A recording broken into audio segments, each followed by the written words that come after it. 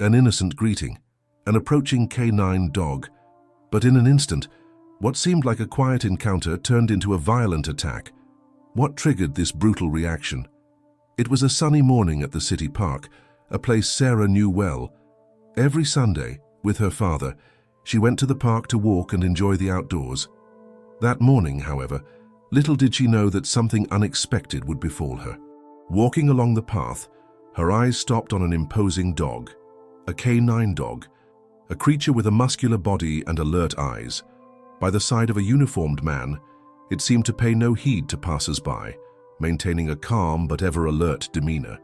Sarah, intrigued, approached slowly, not fearing the dog, but rather eager to meet it.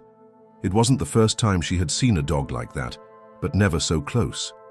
Max, the canine dog, was paying attention to the world around him, as always. Trained for security operations and high-tension situations, Max lived to maintain order and knew how to read people's intentions. When Sarah approached, smiling, his attention seemed to focus on her. No sign of aggression, but neither of affection. The dog, like a professional, was assessing her every move. Sarah, unaware, slowly raised her hand to greet him, happy to be so close to such a strong and determined dog. Her smile faded when she noticed a change in the dog's behavior. Max had lowered his head and was staring intently at a figure approaching her. It was a man walking along the path, but to Max, that gesture seemed to represent a threat. In an instant, the dog stiffened, his ears pricked, and Sarah felt a shiver of uneasiness. Before she could understand what was happening, Max lunged forward, heading towards the man with surprising speed. The canine dog, protective and instinctive, had seen something Sarah hadn't noticed, a threat. The man, taken by surprise, tried to take a step back, but Max was already on the move. Sarah, paralyzed with terror, couldn't believe her eyes. Why had the dog acted that way? What had triggered such a sudden and ferocious reaction? After Max's sudden attack, the park seemed to stand still for a moment. People nearby had gathered, observing the scene with a mixture of shock and confusion. The man attacked by Max, visibly shaken, had found himself on the ground, trying to protect his face and arms. The policeman, Max's companion, quickly intervened, grabbing the dog and trying to calm him down with firm, light, authoritative commands. Max, despite his training, seemed upset and still alert, his eyes fixed on the man on the ground. Sarah, still paralyzed with fear and disbelief, was joined by her father, who had been watching her from a distance. He took her by the hand, trying to pull her away from the tension of the moment. "Sarah, come away from here," her father said in a calm but urgent voice. As they walked away, Sarah looked back, her eyes unable to tear themselves away from Max and the man who was slowly trying to get up.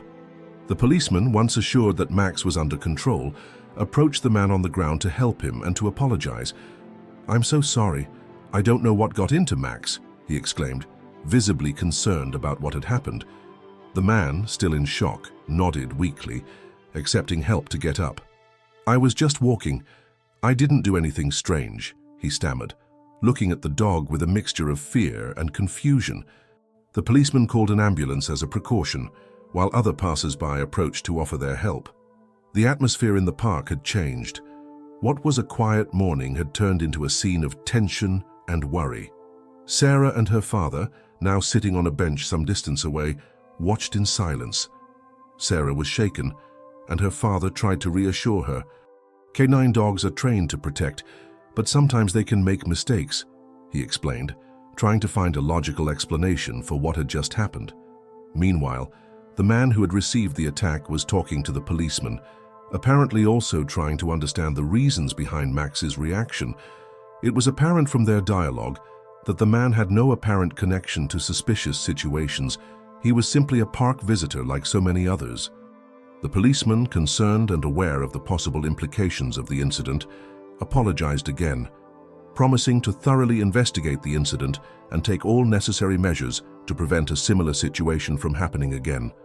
"We will check everything, from Max's health condition to his recent training, to find out what triggered this behavior," he assured the still present audience. Sarah, listening from afar, felt a mixture of fear and curiosity. Despite the incident, her interest in Max had not waned. If anything, she wanted to understand more about what drove such a trained dog to react that way.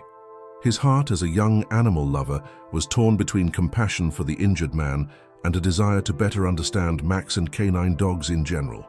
The day after the incident, the park seemed to have regained its usual tranquility. But for Sarah and her father, the tension from the incident lingered. Sarah had spent a restless night thinking about Max and the man he attacked. Determined to understand more, she asked her father to return to the park, hoping to again encounter the police officer or even Max, despite the fear the dog had instilled in her the previous day. Upon arriving at the park, they noticed an increased security presence, clearly a precautionary measure following the incident. As they walked, they saw the police officer, the man who had been with Max during the attack. He was speaking with another officer, looking worried.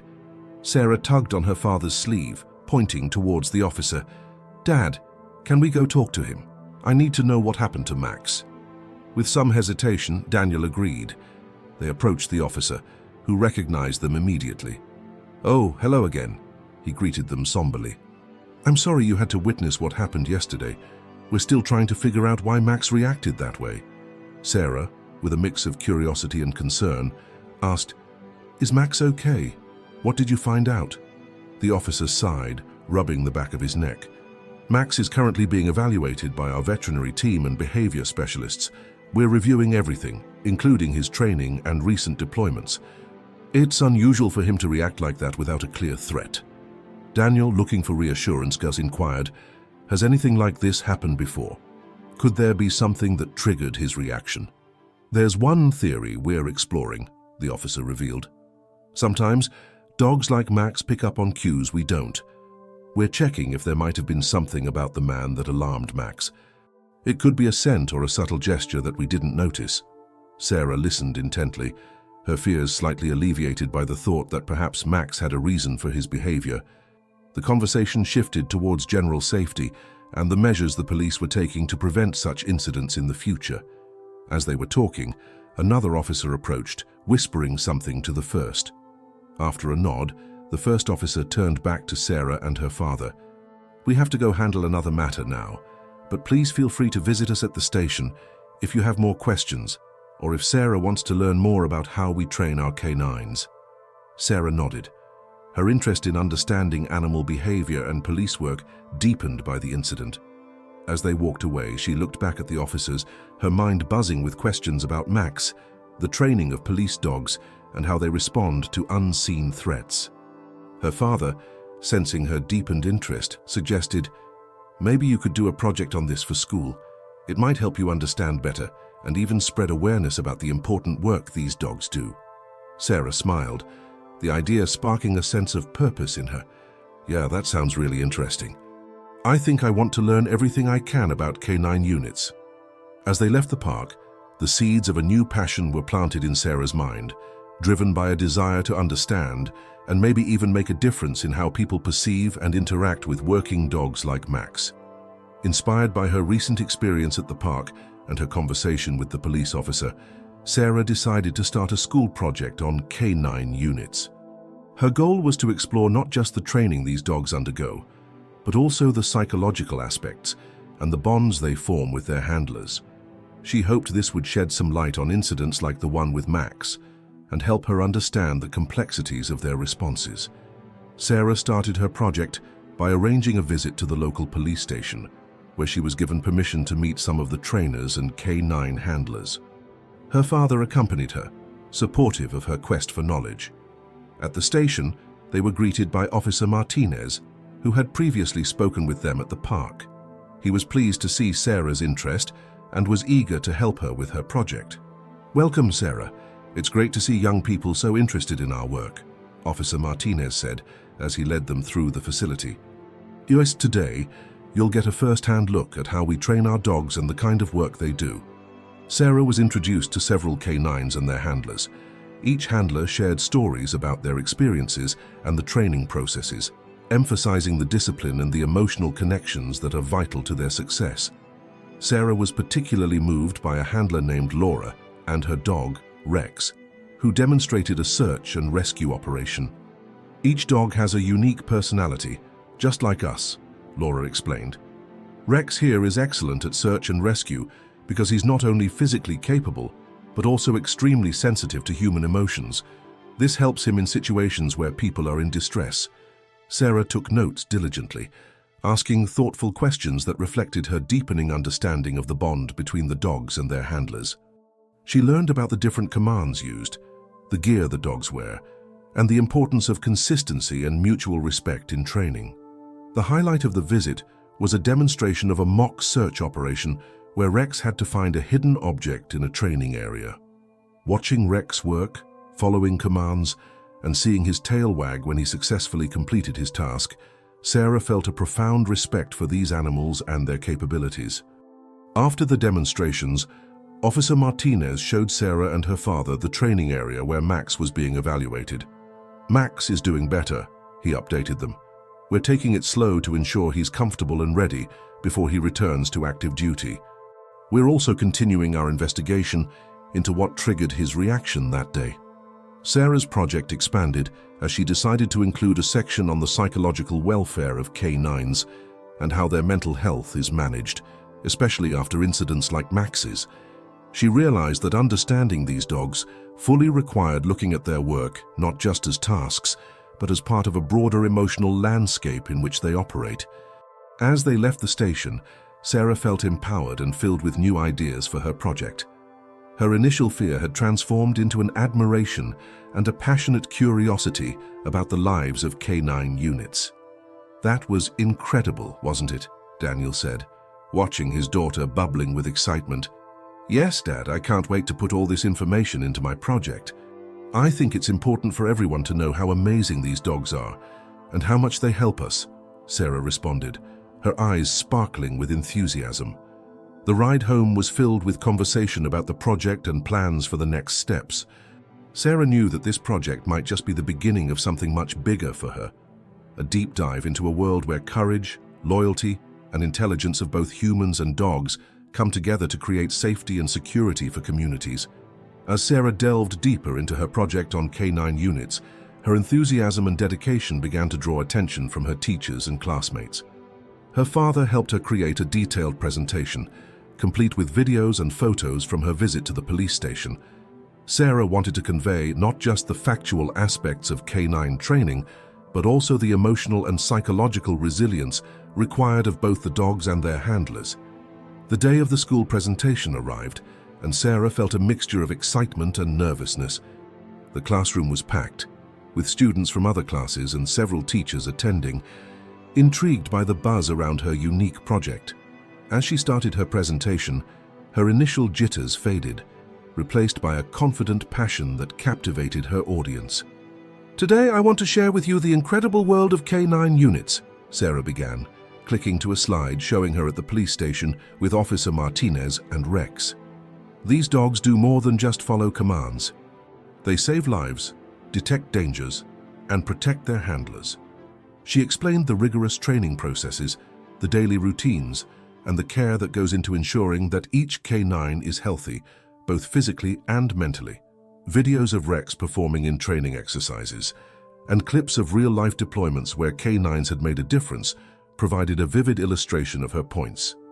Sarah also discussed the psychological assessments for canines, highlighting how handlers and veterinarians work together to monitor and support the dog's mental health, especially after incidents like the one involving Max. "It's important that these heroes are taken care of, just as they take care of us," she emphasized. The impact of her presentation was palpable. Students asked numerous questions, ranging from inquiries about the breeds of dogs used in canine units to how they could support or volunteer at local police stations. Teachers praised Sarah for her thorough research and her ability to present complex information in an engaging way. Inspired by the response, Sarah decided to extend her project into a community initiative. With the help of her father and Officer Martinez, she organized a community day at the local park, where people could meet canine handlers and their dogs. The event aimed to raise awareness and foster a stronger bond between the community and the local police force. The community day was a success. Families came with their children, eager to learn about the roles of canines in their community. Handlers performed demonstrations, and Sarah helped coordinate activities that educated the public on safety and the importance of supporting canine units. She set up a booth where people could donate to a fund dedicated to supplying local canine units with better equipment and resources. Seeing the community's engagement and positive feedback, Sarah felt a deep sense of accomplishment and purpose. Her project had started as a simple school assignment, but had grown into something that could genuinely make a difference in how her community viewed and interacted with law enforcement. As the event concluded, Officer Martinez approached Sarah and her father. "You've done something wonderful here, Sarah," he said, smiling proudly. "You've helped bridge the gap between our officers and the community, and you've shown just how amazing these dogs are." "Thank you." Sarah beamed, her heart full. "Thank you, Officer Martinez. I've learned so much, and I'm glad I could share that with everyone here." On the ride home, Sarah was already thinking about the next steps. She wanted to create a regular newsletter for her school and community to keep everyone updated on the canine unit's activities and needs. Her journey with Max had sparked a lasting commitment to these extraordinary dogs and their handlers. As Sarah's involvement with the canine unit deepened, her understanding of the dogs and their handlers grew. With the junior volunteer position, she was able to spend more time at the training facility, learning about the various aspects of canine operations. This close-up exposure allowed Sarah to observe not only the rigorous training routines, but also the unique challenges faced by the handlers and their canine partners. One day during her volunteering, Sarah was invited to observe a training exercise designed to simulate high-stress environments for the dogs. The exercise involved loud noises and sudden movements, mimicking the conditions the dogs might face during a police operation. As she watched, Sarah noticed one of the younger dogs, a German Shepherd named Duke, showing signs of stress that were not subsiding with the usual calming techniques used by his handler. Concerned for Duke, Sarah approached the handler after the exercise. "I noticed Duke seemed really stressed today. Is he usually like this?" she asked. The handler, a seasoned officer named Greg, nodded, looking worried. "Yeah, he's been having a hard time with the noise. We're working on it, but it's a slow process. He's a great dog but still needs to build his confidence in chaotic environments." Sarah remembered reading about various stress relief techniques for dogs in high-pressure situations. She shared some of these methods with Greg, suggesting they might help Duke adjust more comfortably. Intrigued, Greg agreed to try out some of these techniques, appreciating Sarah's proactive approach. Over the next few weeks, Sarah worked closely with Greg and Duke, implementing gradual exposure techniques combined with positive reinforcement. Slowly, Duke began to show signs of improvement, responding to the training with less anxiety and more focus. Sarah's dedication and success with Duke did not go unnoticed. Her ability to apply her knowledge practically and her genuine concern for the dog's welfare earned her the respect of the canine unit members. She became a valued member of the team, not just a volunteer but a contributor, who brought fresh perspectives and innovative ideas. One afternoon, while Sarah was at the training center, the chief of police visited to review the unit's performance. He observed the training exercises, including Duke's improved responses. Impressed by the progress and having heard about Sarah's role, he approached her. "Sarah, I've been hearing great things about your work here, especially how you've helped Duke. It's impressive to see someone so young making such a positive impact," he commended. Flattered and a bit overwhelmed, Sarah thanked the chief, feeling proud of her contributions. "Thank you, sir. I'm just glad I could help. I've learned a lot from everyone here, and I really believe in what we're doing." The chief smiled, hinting at more involvement in the future. "Well, keep it up. We could use more people with your dedication and insight. Think about a career with us. You have a knack for this work." Sarah left the training center that day with a new sense of possibility for her future. She had started this journey out of a simple school project and curiosity about Max's behavior. Now, it was evolving into a potential career path that she had never considered before, but felt deeply passionate about. As she discussed her day with her father on their drive home, Sarah felt excited and hopeful. "Dad, I think this might be what I want to do, working with these dogs and making a difference. It feels right." Her father nodded, supportive as always. "I always told you, follow your heart and your passions." They'll lead you to the right places. Empowered by her experiences and the encouragement she received from the Chief of Police, Sarah decided to take a more significant step towards her future. She proposed a new community outreach program called K9s in the Community, aimed at educating people about the vital roles K9s play in public safety and how the community can support these efforts. Sarah presented her idea to the police department, outlining a series of workshops and demonstrations that would be open to the public. Her proposal included sessions on understanding K9 behavior, the training process, and the daily life of a K9 unit. She also suggested interactive segments where community members could meet and learn directly from the handlers and their dogs. The department was impressed with Sarah's initiative and fully supported her proposal.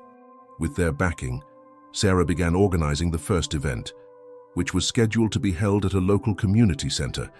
She worked tirelessly, coordinating with handlers to set up demonstrations and preparing educational materials that highlighted the K9's skills and contributions to public safety. As the day of the event approached, Sarah felt a mix of excitement and nervousness. She hoped the community would be as enthusiastic about learning from the K9 unit as she was. The morning of the event, the community center was bustling with activity as Sarah and the K9 handlers set up various stations, each designed to showcase different aspects of the K9's work. The turnout was better than Sarah had hoped. Families, students, and local officials gathered, eager to interact with the dogs and learn more about their roles. The handlers demonstrated search and rescue missions, drug detection, and obedience drills, while Sarah led discussions on the importance of K9 units and how the community could support them. One of the highlights was a session where Duke, now fully confident in noisy environments thanks to Sarah's help, participated in a search and rescue simulation. The audience was captivated as Duke quickly located a hidden victim in the demonstration, showcasing his training and the effective bond he shared with his handler, Greg. Throughout the day, Sarah answered questions from the attendees, sharing her knowledge and experiences. Many were surprised to learn about the extensive training and the emotional care that went into preparing a K9 for duty. Parents thanked her for providing an educational program that also highlighted the softer side of law enforcement. The event was a resounding success, and Sarah received positive feedback from both the community and the department. The local newspaper even featured her and the AK9s in the community program, praising her efforts to bridge the gap between the police and the public. Buoyed by the success, Sarah decided to expand the program. She planned future events, including school visits and partnerships with local businesses to raise funds for K9 care and equipment. Her involvement with the K9 unit had started as a simple project, but it was growing into a lifelong passion and a potential career path. Seeing her impact, Sarah felt more confident about her future. She realized that her work could change perceptions and build stronger community police relationships.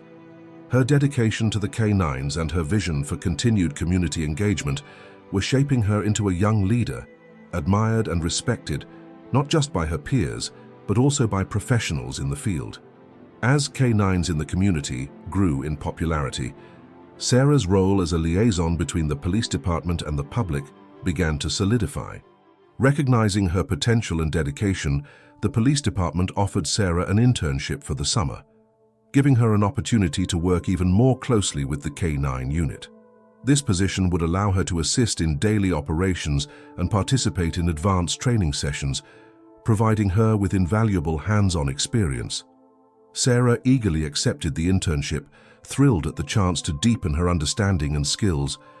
Over the summer, she became an integral part of the team. Her natural ability to communicate with both the public and the police officers helped her to implement several new initiatives that improved the visibility and accessibility of the K9 unit. One of her significant projects during the internship was the development of a digital platform where community members could follow the activities of the K9 unit, learn about their dogs, and understand more about the security roles these animals played. The platform also featured educational resources and a schedule of upcoming events and demonstrations. It quickly became a valuable tool for fostering transparency and ongoing engagement with the community. Sarah also organized a series of Meet Your K9 forums at local schools. These forums provided an interactive learning experience for students, teaching them about public safety and the responsibilities of K9 handlers. During these sessions, children had the chance to meet the dogs in a controlled environment, which helped to demystify the animals and showed their friendly and sociable side, alongside their training as professional working dogs. By the end of the summer, Sarah's initiatives had not only increased community support for the K9 unit, but had also helped to raise funds for additional resources and equipment. Her efforts were recognized by the City Council, and she was invited to speak at a council meeting about her work and the benefits of the community policing initiatives she had helped strengthen. At the council meeting, Sarah presented her findings and experiences, highlighting how the community's new understanding and support of the K9 unit had led to safer and more engaged neighborhood environments. These dogs are not just tools of law enforcement, they are partners in our community's well-being, Sarah explained. Her speech was met with applause and support from the council members and attendees. Motivated by her successful summer and the positive impacts of her work, Sarah decided to pursue a degree in public administration with a focus on community safety and law enforcement. She envisioned a future where she could continue to make significant contributions to public safety, not only through direct involvement with K9 units, but also by shaping policies that support the integration of community-oriented policing methods. As the summer concluded, Sarah reflected on her journey, from a frightened witness of a K9 incident to a confident advocate and future leader in community policing. She felt a profound connection to her work and was determined to continue her education and advocacy. Her father, always her staunchest supporter, took her to the university on her first day. "I'm so proud of you, Sarah. You've turned your curiosity into a calling," he said, hugging her goodbye. Sarah walked towards her new life, ready to face the challenges and opportunities that lay ahead, armed with knowledge, experience, and a deep passion for making a difference in the world of public safety and community relations. As Sarah immersed herself in her public administration studies, she sought ways to blend her academic insights with real-world applications, particularly in enhancing community policing strategies.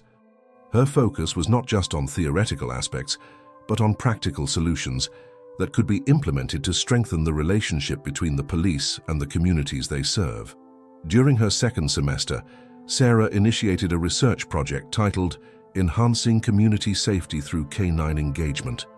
Her objective was to analyze the impact of K9 units on community safety perceptions and explore ways to optimize their role in public safety initiatives. She conducted surveys, interviewed community members, and collaborated with local police departments to gather data. Her research led her to discover that while many residents felt more secure with the presence of K9 units, there was still a significant portion of the community who were unsure about how these units operated and their rules of engagement. This insight spurred Sarah to develop educational programs that aimed to demystify K9 operations and promote transparency. She organized a series of workshops at the university, inviting K9 handlers to demonstrate their routines and discuss their day-to-day challenges and successes. These events were well attended, not only by students, but also by local community members who were eager to learn more about the roles these animals and their handlers played in ensuring their safety. Simultaneously, Sarah worked on a proposal for a community-based initiative called Pause and Order, which aimed to facilitate regular interactions between K9 units and community members in non-emergency settings. The idea was to create a more approachable image of law enforcement officers and their K9 partners, helping to build trust and reduce anxiety among community members regarding police operations. As she developed Pause and Order, Sarah collaborated with local schools, senior centers, and community groups to schedule monthly meet and greet sessions. These events allowed community members to interact with K9 units in a friendly, informal setting where they could ask questions, see demonstrations, and learn about safety practices directly from the officers and their dogs. Her efforts were recognized by her university, which awarded her a grant to expand her initiative into other neighborhoods, particularly those with higher rates of mistrust towards law enforcement. Sarah's project was also featured in a well-known public safety journal, bringing her recognition from beyond her local community. As she neared the end of her studies, Sarah was invited to speak at a national conference on community policing. Her presentation highlighted the successful outcomes of her Pause and Order initiative, including increased community engagement, improved perceptions of safety, and stronger relationships between police officers and the communities they served. Her work drew the attention of policymakers and law enforcement professionals nationwide, many of whom were interested in implementing similar programs in their areas. Sarah provided consultancy and advice, sharing best practices and lessons learned, thus extending her impact far beyond her local community. As Sarah prepared her presentation for the national conference, she reflected on how far she had come from the scared but curious girl at the park. Her journey had transformed her into a confident advocate for positive change, using her knowledge, passion, and experiences to influence public safety practices and community relations. As Sarah's Pause and Order initiative gained traction, she faced the inevitable challenges of scaling such a program. Balancing her academic responsibilities with her growing commitments to community outreach required a level of organization and dedication that was both exhausting and exhilarating. One significant challenge was finding the resources to support the expansion of her initiatives. While her university grant provided some funding, Sarah knew that sustaining the program would require more substantial financial backing. She began to seek partnerships with local businesses and applied for government grants dedicated to community policing enhancements. Another challenge came from within the police departments themselves.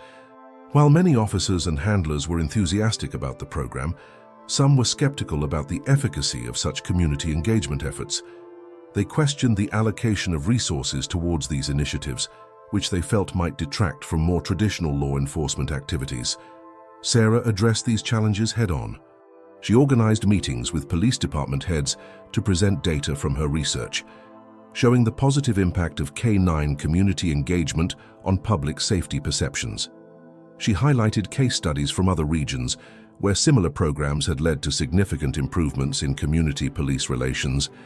To gain broader support, Sarah also worked on a communication strategy that included testimonials from community members who had participated in the Pause and Order events. These testimonials, coupled with positive media coverage, helped to sway opinion among the more skeptical officers and department leaders. Simultaneously, Sarah faced the logistical challenge of coordinating events across different neighborhoods. Each community had its unique dynamics and concerns, requiring tailored approaches to engagement. Sarah developed a team of volunteers, mostly fellow students and community activists, who helped to organize and run these events. This team became crucial in managing the workload and ensuring the program's adaptability to various community needs. As the program grew, so did its visibility. Sarah was invited to participate in a statewide task force aimed at developing guidelines for community policing initiatives. Her insights and experiences with Pause and Order provided valuable perspectives in these discussions. Her involvement in the task force led to opportunities to influence policy at a higher level. She contributed to drafting policy recommendations that were eventually adopted by several police departments across the state. These policies focused on integrating community engagement, especially involving K9 units, as a fundamental aspect of policing strategies. As she navigated these challenges, Sarah also continued her academic pursuits. Her thesis on the role of K9 units in community policing, a case study of the Furry Pause and Order initiative, was well received by her professors and peers. It not only earned her top honors at graduation, but also paved the way for her to pursue a master's degree in public policy. Reflecting on the path she had traveled, Sarah felt a profound sense of accomplishment. She had transformed her initial curiosity into a powerful tool for change, impacting not just her local community, but also contributing to broader discussions on how law enforcement could more effectively serve and protect through community integration. Sarah's work had gained such momentum that she was now being approached by municipalities beyond her state, asking for guidance in launching similar K9 community programs. She was juggling her master's degree, traveling for speaking engagements, and helping shape statewide policy, all while still volunteering locally when she could. But with success came pressure. Pressure to meet expectations, to stay ahead, to maintain the very authenticity that had made her movement so impactful in the first place. One fall afternoon, just days before she was set to speak at a high-profile national summit on modern policing strategies, Sarah received a message from Officer Greg, the K9 handler who had first let her work with Duke. His voice was tense over the phone. "Sarah, something happened," he said. "We need you." Duke had been involved in a real operation earlier that day. It wasn't a training scenario, it was a drug raid on the outskirts of town. Messy, fast-moving, and intense. While the mission had been technically successful, Duke had reacted unusually during the operation. He froze during the approach, failed to respond to 2 direct commands, and after the raid, refused food or physical contact, even from Greg. Sarah dropped everything and headed straight to the K9 unit. When she arrived, the atmosphere was heavy. Greg sat near Duke's kennel, visibly shaken. "I've never seen him like this," he admitted. "It's like he's checked out. I don't know what to do, and I'm not sure Command's going to give him the time he needs." Sarah approached Duke's kennel slowly. The German shepherd lifted his eyes but didn't move. No wag of the tail, no perk of the ears. Just a steady, distant stare. She crouched down, gently called his name and placed her hand flat on the ground. No pressure, no command, just presence. "He needs to feel safe again," Sarah whispered. Whatever he saw or smelled or sensed, it broke routine, it triggered something. She stayed with him for hours, refusing to leave his side, remembering everything she had learned, not just about training, but about trauma, stress response, and how even the strongest dogs could carry invisible wounds. Over the next few days, Sarah worked with Greg and the department to advocate for Duke's temporary relief from duty, not as a disciplinary action, but as a mental health measure. It was controversial. Some higher-ups felt it sent the wrong message, that it made the unit look weak, but Sarah held her ground. "This is the very reason we built these community programs," she argued in a closed-door meeting. "If we treat our K9s like disposable tools, how can we ever expect the public to trust us when we talk about care, about partnership, about responsibility?" Her passion and her logic convinced them. Duke was placed on recovery leave, and Sarah coordinated sessions with a K9 trauma specialist, someone she had connected with months prior during her research. Slowly, Duke began to respond, first to Greg, then to familiar handlers, and eventually to Sarah again. The incident left a deep impression on Sarah. It reminded her that behind every polished demonstration, behind every medal and news story, were living, breathing creatures who carried real burdens. It pushed her to revise parts of the Pause and Order program to include deeper education on emotional trauma in working animals, and even propose mandatory mental wellness protocols for K9s involved in high-stress operations. As word of the incident spread, and of Sarah's leadership through it, her reputation grew even further. The national summit she had once seen as a stepping stone now felt like a mission. It wouldn't just be a speech, it would be a call to evolve how the nation viewed and treated its four-legged officers. But nothing could prepare her for what that summit would bring next. The day of the National Policing and Public Safety Summit had arrived, held in Washington, D.C. The event was attended by top law enforcement officials, policymakers, academics, and community leaders from across the country. For Sarah, it was the culmination of years of work, learning, and persistence. But unlike her past presentations, this time she wasn't just speaking to open minds. She was speaking to skeptics, critics, and people whose decisions shaped budgets and training standards for entire departments. She had been invited to present during a panel titled Innovations in Community Engagement, but what wasn't listed on the schedule was that after her panel, she would be asked, without prior notice, to sit on a closed strategic roundtable with federal advisors and senior law enforcement executives. It was there that real influence was wielded, and it would be her biggest challenge yet. Her panel presentation went smoothly. She spoke about the evolution of Pause and Order, the data they'd gathered over 3 years, and the psychological impact of meaningful public engagement between K9 units and civilians. She shared Duke's story, how the trauma he experienced during the raid had shifted her perspective forever. The way we treat our canines is a mirror, she said. If we value their lives, their mental health, their dignity, then our communities will trust that we value theirs too. The audience responded with standing applause. But backstage, as she caught her breath and sipped water, a liaison from the Department of Justice approached her quietly. "You're being added to the private strategic roundtable. Starts in 15 minutes. Sarah nodded slowly, pulse quickening. This was the room where change was resisted, and sometimes made.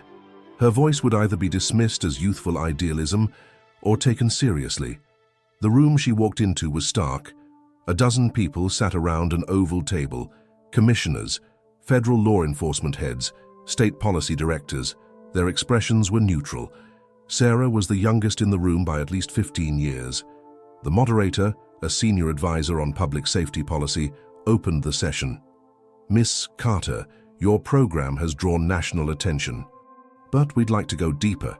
Tell us frankly, do you believe canine units should be removed from traditional policing and redirected only to search and rescue?" It was a test, a loaded question, and all eyes were on her.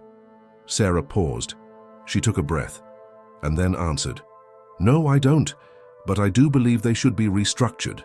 Their deployment should be evidence-based, their welfare should be prioritized, and their role reframed. They're not weapons.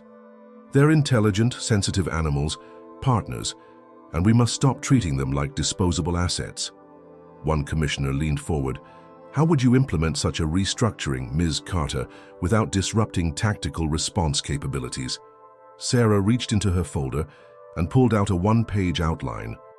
It included data-driven frameworks she had helped develop with academics, proposed protocols for post-incident recovery, and revised certification models that included canine mental health evaluations. "I'm not here to dismantle what works. I'm here to help us evolve it," she said, laying the paper gently on the table. "We can be tactical and humane. It's not a contradiction." There was silence, then quiet murmurs. Some took notes. Others simply watched her with newfound curiosity. The moderator finally spoke again. "Thank you, Mrs. Carter. That was unexpected." The meeting moved on to other agenda items. But Sarah knew something had shifted. She had held her ground, not with emotion alone, but with evidence, strategy, and composure. She hadn't just survived that room, she had earned it. After the session, one of the commissioners stopped her privately. "Where did you learn to carry yourself like that?" he asked. Sarah smiled. "In a park, watching a dog do something no one else understood at the time." 2 weeks after the summit, Sarah received a call that would shake her to her core. "Sarah, it's Greg, it's Max." The name hit her like a punch to the chest. Max, the K9 who started it all, whose sudden attack in the park had unknowingly set her entire journey in motion. She hadn't seen him in nearly 2 years. Greg's voice was tight, almost hoarse. "He's being retired early," he continued. "There was another incident. Not violent, but something's not right, and the department decided he's no longer fit for service." Sarah went silent, not because she disagreed, but because she knew exactly what that meant. In many departments, when a K9 is retired under unclear circumstances and isn't claimed by a handler, the outcome is often bleak.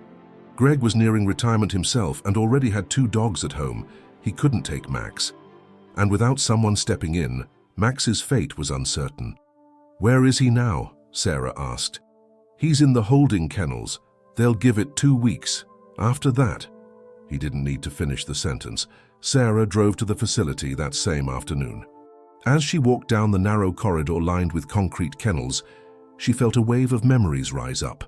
The park, the fear, the questions, the first spark of curiosity. She reached Max's enclosure. The once fierce K9 was lying down quietly, his fur now streaked with gray, his eyes dulled with fatigue. But when he saw her, something flickered. She knelt down, slowly extending her hand. "Hey, old boy," she whispered. Max stood, slowly, and pressed his head against the gate. That night, Sarah didn't sleep. She sat in her small apartment, surrounded by paperwork, applications, and policies. There were rules, protocols, legal hurdles to adopting a retired canine without handler authorization. But she didn't care. The next morning, she stood before a disciplinary review board, not as a volunteer, not as a student, but as an advocate. She presented Max's case, his service record, the trauma he had likely internalized, and his need for structured, compassionate retirement care. "This dog changed my life," she said, voice steady. "Everything I've built, this entire movement, started because of him. I'm not asking for sympathy. I'm asking for accountability. For once, let's give a canine the ending he deserves." After tense deliberation, the board approved the exception. Max would come home with her. But the story didn't end there. 2 months later, Sarah was invited back to Washington, this time not as a guest, but as a co-author. The Department of Justice was preparing to release new federal guidelines for canine welfare and community integration. Sarah's model, Pause and Order, would be one of its pillars. At the official unveiling, Sarah stood behind the podium, looking out at a room filled with policymakers, officers, trainers, and activists. But this time she wasn't nervous. She had lived every page of the journey. She had fought for it. "Max didn't just react that day in the park," she said. "He revealed a gap in our understanding. And we, myself included, took that moment and turned it into movement." After her speech, she was approached by a young cadet in uniform, no older than Sarah had been when this all began. "I just wanted to say thank you," the cadet said. "I'm training to be a canine handler. And your work, your story, it's the reason I'm doing this the right way." Sarah smiled, and as she walked out of the building, she pulled out her phone and scrolled to a photo of Max, now curled up on the rug in her living room, peacefully asleep. He was safe, he was home, and so was she. Months had passed since Sarah adopted Max, and their quiet life together stood in beautiful contrast to the whirlwind of public events, meetings, and interviews that had defined her past few years. Max had settled into his new rhythm, a soft bed by the window, slow walks through tree-lined paths, and long, silent moments beside Sarah while she worked. He no longer scanned every movement or reacted to every sound. Retirement, Sarah often joked, looked good on him. But deep down, she knew it wasn't just the peace and quiet that had helped him heal. It was the fact that he was finally seen not as a tool, but as a being. That made all the difference. Sarah's home had become something of a hub. Students, trainers, even junior officers would often visit, not just to interview her, but to meet Max. Her apartment walls were now lined with photos. Max at the park, Duke mid-jump at a demo, Officer Greg smiling at a retirement ceremony, and Sarah standing at the DOJ podium, holding the finalized canine welfare and engagement guidelines she had helped write. The Pause and Order initiative had grown into a national non-profit with chapters in 12 states.